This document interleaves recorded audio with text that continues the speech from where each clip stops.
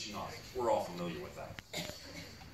But sometimes we need to just set aside those divorce papers, and we need to be flexible. They don't always have to be followed to the letter of the law and to the T.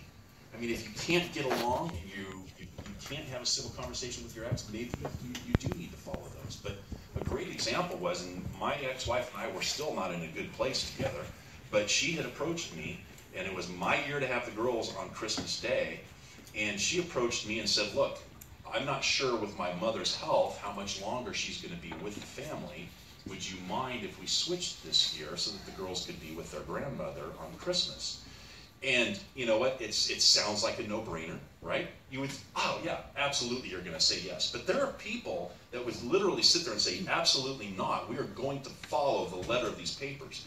Usually, that's done out of selfishness and pride, and it's done out of bitterness as well, because they're bitter towards the other person.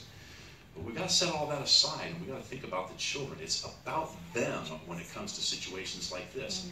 I ended up saying yes. The girls went to be with their grandmother that Christmas, and 3 weeks later she passed away. Now see, had I been unrealistic about this, and had I held my gun, stuck to my guns and said, absolutely not, this is my time with my girls, can you imagine the level of resentment my girls would have for me about not being able to spend the holiday with their grandmother? So I was really glad that I made the right choice, and that God really prompted me to do that. So,